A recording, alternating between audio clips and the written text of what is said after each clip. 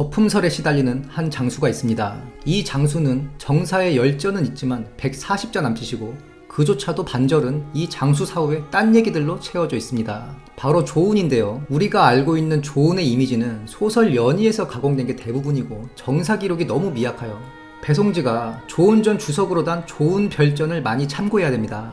다만 이 조운별전이 정통 사가가 남긴 기록이 아닌 원작자 미상이라 조운의 후손 중 한 명이 쓴 거란 추측이 있어 신뢰성에 많은 말들이 있습니다만, 예를 들면 하다못해 원균 같은 경우에도 후손들에 의해 미화되고 있죠. 그럼에도 불구하고 배송지와 사마강이 각각 정사, 자치통감에서 이 조운별전을 인용하고 있으니 조운별전을 유의미한 사료로 전제하고 이야기를 풀어보겠습니다. 사실 별전 참고 안하면 조운 얘기할 거리가 없습니다. 결론만 우선 말씀드리자면 손찬희 형은 삼국지 장수들을 지휘관으로서 평가할 때 하나의 기준이 가절을 받았느냐 여부인데, 가절은 군령을 어긴 부하를 임의로 처형하고 추후에 보고할 수 있는 막강한 권한으로 지휘관으로서 황제의 형벌권을 위임받는 것입니다. 변방 좀 지킨다고 아무한테나 주는 게 아니라는 겁니다. 조운이 여타 중요한 전투에서 지휘관으로서 승리한 기록이 미약하고 가절을 받았다는 얘기도 없거든요. 하다못해 오나라에서 큰 전투에 승리한 기록이 없는 손소의 경우도 가절을 받았고, 유비 사후이긴 하지만 정사의 열전도 없는 오이조차 유선에게 가절을 받습니다. 물론 유비 생전에 가절을 받은 사람은 손에 꼽죠. 위나라의 전이 같은 경우에는 단명해서 커리어가 교위로 끝났기 때문에 지휘관을 할 새도 없었는데, 조운은 유선 때까지 상당히 오래 활약을 하거든요. 물론 가절이라는 것 자체가 황제와 물리적 거리가 있는 지역을 다스리는 지휘관이나 큰 전쟁을 나가는 총사령관에게 주는 건데, 유비 생전의 한중에는 위원이, 파서에는 장비가, 형주에는 관우가 지휘관으로 있었고 이들이 가절 또는 더해서 월도 받았죠. 왜 조운에게는 이러한 중책이 주어지지 않았느냐? 한마디로 중용되지 못한 거고요.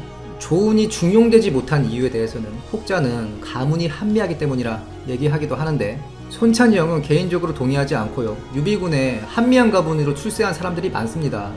대표적으로 위원이 있고요. 위원은 유비 사병 출신으로 출세해서 가절을 받고 자기도 제갈량보다 높은 남정후에 봉해집니다. 손찬희 형이 생각하는 조운이 중용되지 못한 이유는 뒤에 언급되니 영상 끝까지 봐주시면 감사하겠고요. 그럼에도 불구하고 조조군 정예기병 5,000명 상대로 유성과 간부인을 구한 용장형 면모, 별전을 참고하면 공성계를 통한 지장형 면모, 그리고 훌륭한 인품에 대한 평가가 많이 남아있는데, 오늘 손찬희 형은 조운에 대해 심도 있게 알아봅니다. 조운의 자는 자룡으로 상상군 사람입니다. 첫 인간은 손찬희 형한테 하는데 손찬희 형이 물어보죠. 이쪽 주 사람들이 모두 원가를 따르려고 하는데 왜 너는 나한테 왔냐? 조운이 답하길, 천하가 어지럽고 백성들은 애군을 달고 살아가고 있는데 우리는 인자한 사람을 따르려는 것이지 꼭 원소나 손찬희 형을 염두에 두는 바는 아닙니다. 물론 결과적으로 손찬희 형도 인자한 군주는 아니었죠. 근데 저는 인자합니다. 악플이라도 달아놓고 가세요. 저는 인자하니까. 당시 유비도 손찬희 형 밑에 있었는데, 코에이 삼국지 시리즈 초창기 시나리오 보면 유비가 평원을 먹고 있죠. 당시 유비 직책이 평원상이었던 것으로 보입니다. 나중에 여포편에서도 언급되겠지만 유비가 원술 치러 출타할 때 하비상 조표가 장비와 싸우면서 여포가 어부지리로 하비를 접수한다, 뭐 이런 대목이 나올 건데, 상이라는 게 뭐냐면 한나라 자체가 군국제였죠. 뭐 교과서에 한나라 초기 군국제, 한무제 때 9년제 달달달 외우신 경험이 있으실 건데, 군국제는 후한 말기까지 계속 존재했었습니다. 물론 명목상으로요. 군은 지방관을 파견해서 다스리는 황제의 직할지, 국은 제후의 땅인데 군의 장을 태수, 국의 장을 상이라 했습니다. 그냥 쉽게 상은 태수라 보시면 됩니다. 실제로 이게 후한 말 가면 구분이 모호해지기도 하고요. 아무튼 손찬희 형은 조운에게 기병을 끌게 하고 유비를 수행해서 원소에 맞서도록 합니다. 정사 조운전에 등장하는 조운의 유비 임간신이죠. 근데 문제는 별전의 내용은 조금 다릅니다. 보시죠. 조운의 형이 상을 당해서 손찬희 형의 휘하를 떠나게 됩니다. 그때 유비가 이놈 다시 안 올 놈이다, 손을 맞잡고 작별 인사를 하죠. 그 이후에 유비가 원소에 의탁하는데, 이때 조운을 업에서 만나 유비가 조운과 같은 침상에서 자고 몰래 조운으로 하여금 사병을 모으게 했으니 수백 명이 모였고 원소는 이걸 몰랐다. 즉 관도대전 전후, 그러니까 200년의 조운이 유비 밑에 임간한 것으로 나옵니다. 그래서 하작, 이광지 이런 근래 역사학자들이 조운별전 까는 거거든요. 정사랑 안 맞다는 거죠. 그런데 감히 손찬희 형이 보기에, 물론 조운별전을 100% 신뢰하는 입장은 아니지만 유비가 평원상일 때 그리고 원소 의탁 그 사이에 기록되지 않은 실제 다른 사건이 있었을 수도 있고, 이런 작은 만남에 대한 일화나 연도로 신뢰성을 판단하기엔 정사만 해도 연도나 순서가 개판인 게 많죠. 심지어 정사랑 자치통감도 대립되는 내용이 많습니다. 손찬이 형이 가지는 좋은 별전에 대한 의구심은 이런 세세한 오류 때문이 아니라 내용 자체가 너무 미화일색이라는 겁니다. 너무 위인전 냄새가 풍긴다는 거예요.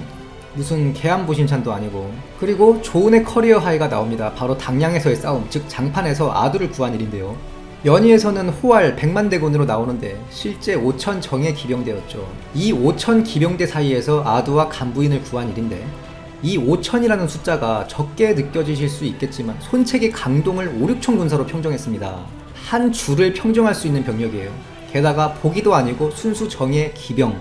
소설 연희에서는 간부인이 일부러 우물에 빠져 죽는 걸로 나오지만 실제로는 조은은 유선을 품에 안고 간부인까지 구출해서 돌아옵니다.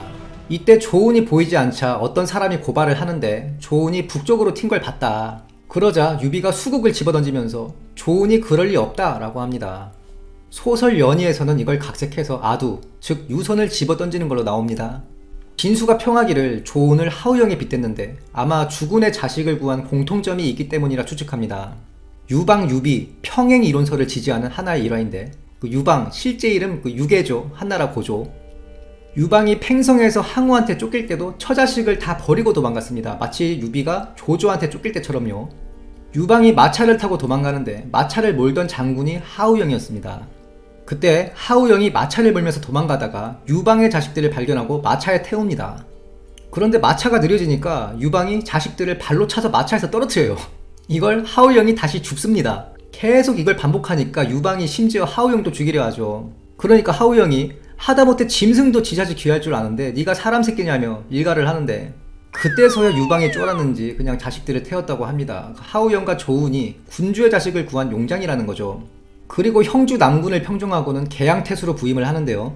코에이 삼국지 많이 하시던 분들은 이 조범이라는 인물이 낯설지 않을 겁니다. 금선, 한현 뭐 이런 애들이랑 붙어있는 잡군주입니다. 이 조범이 원래 개양태수였는데 이제 평정당하고 신임태수로 조은이 오는 상황인 거죠. 그래서 조범이 정치지를 시전하는데 그 미망인이 된 자신의 형수랑 엮으려 합니다. 그런데 조은이 쎄한 걸 느끼고 우린 같은 성씨라 님의 형이면 나의 형이나 마찬가지니 도리에 맞지 않다며 거절하는데, 추후 조범이 달아나도 조은은 곤란한 상황에 놓이지 않았습니다. 손찬이 형의 가오전을 보셨다면 같은 일 다른 처사, 조조는 미망인 잘못 건드렸다가 큰아들의 전이까지 잃었죠. 그리고 방망파에서 하우란을 사로잡았을 때도 교분이 있던 하우란을 변호해서 목숨을 살리도록 하는데, 그러고도 사적으로는 절대 가까이 하지 않았다고 합니다. 그리고 그 유명한 유비의 가맹간 회군, 그 위화도 회군의 오리지널 버전이죠. 그 가맹에서 회군에서 유장 뒤통수를 치는데, 손찬이 형 법정편에 자세히 얘기했었죠. 유비의 형세가 상당히 불리했습니다. 그래서 제갈량을 부르니 제갈량이 장비와 조은을 이끌고 파동지역을 점령하면서 유비군에 합류합니다.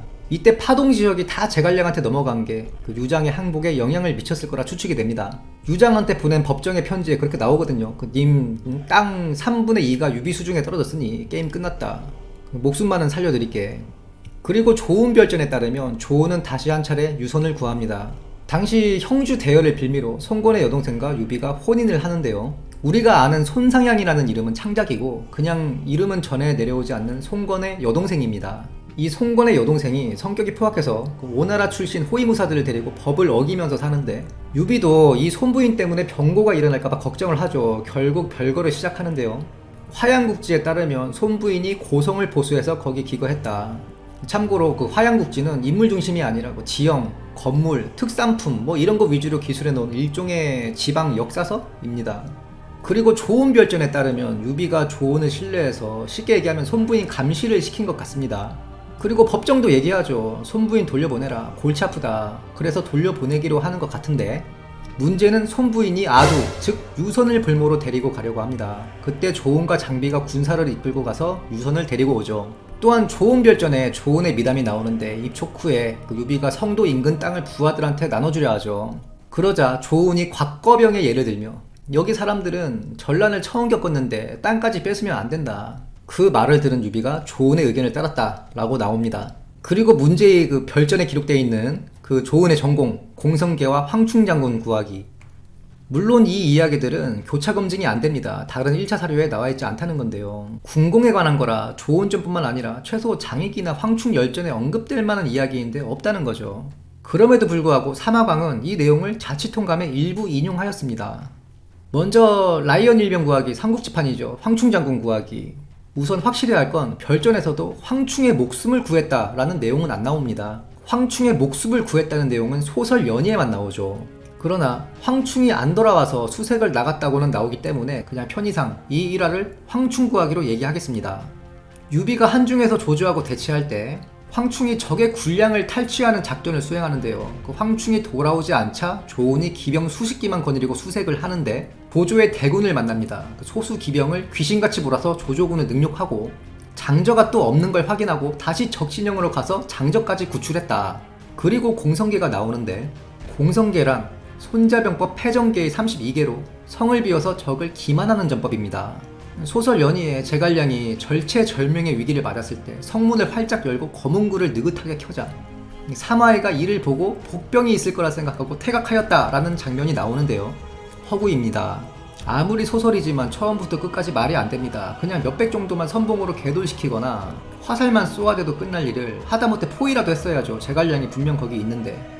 아무튼 다시 조은의 공성계로 돌아와서 조조군이 조은을 추격하는데 당시 성을 지키고 있는 자가 장익이었습니다. 장익이 성을 닫고 싸우려 하자 조은이 그냥 성문 열어놔라 그러죠. 조조군은 이걸 보고 복병이 있다 생각하고 퇴각하는데 이때 조은이 북을 울려서 활을 쏘아대니 적들은 대패하고 달아났다 라는 내용입니다. 유비가 다음날 조은을 방문해서 자룡은 온몸이 쓸개로 돼 있다, 즉 일신시담이라 말하죠. 한마디로 간이 크다는 얘기입니다. 그리고 한마디 더 보태서 호위 장군이다. 호위하는 그 호위가 아니고 호랑이의 위세가 있는 장군이란 뜻입니다.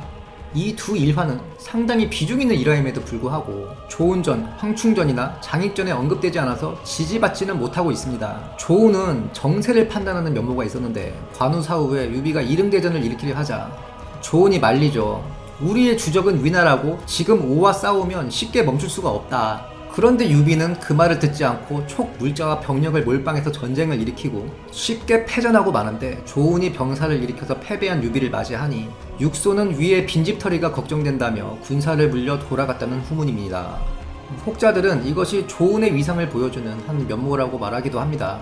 나름 일리 있는 게 승기를 잡았을 때 승부를 보는 게 향후 국면에 유리할 텐데 조은이 영안에 출진했다는 소식을 듣고 육손이 군사를 물린 모양새니까요. 조은은 제갈량의 북벌에서도 활약을 하는데 특히 1차 북벌에서는 조진의 발을 묶어주는 역할을 맡았습니다. 그런데 조진한테 패배를 하는데 거기다가 마속이 가정까지 털려버린 거죠.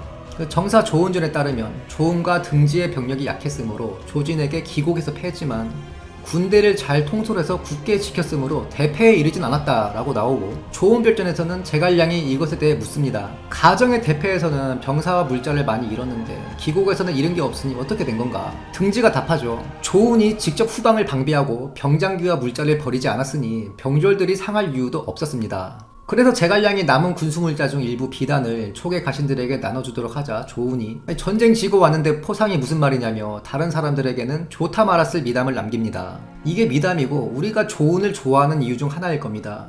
그런데 현실적으로 생각해보자면 여러분들이 촉의 장군이고 조은의 부하였다고 가정하는 겁니다. 그 전쟁 지고 와서 전리품이 없으니까 승상이 이거 남은 거 한 돈 1,000만 원씩 나눠 가져라 했는데 조은이 반대해서 무산된 거거든요.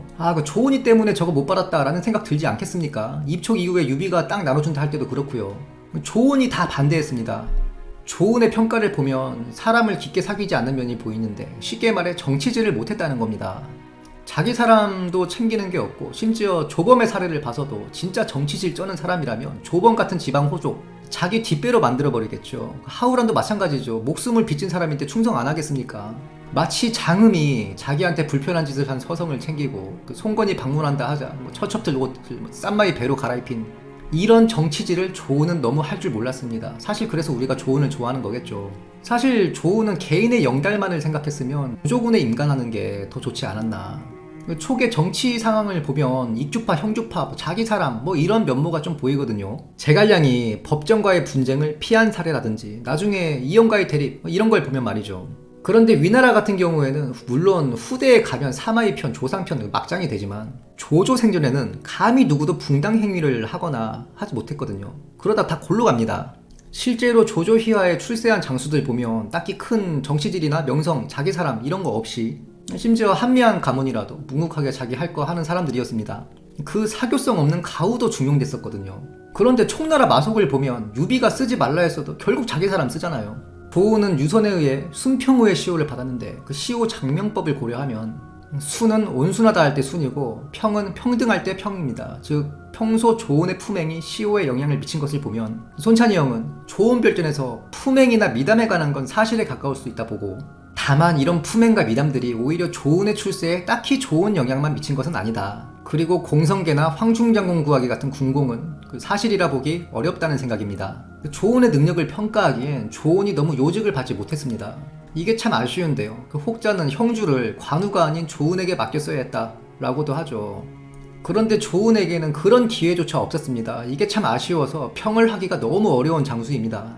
그럼에도 손찬희 형은 촉과도 아니기에 최대한 중립적으로 조은을 바라보려 노력했습니다. 다른 재미있는 의견이 있으시면 댓글로 알려주시기 바랍니다. 영상이 유익하셨다면 구독, 좋아요, 알림 설정 부탁드리며 다음 시간에도 풍성한 내용으로 돌아오겠습니다. 감사합니다.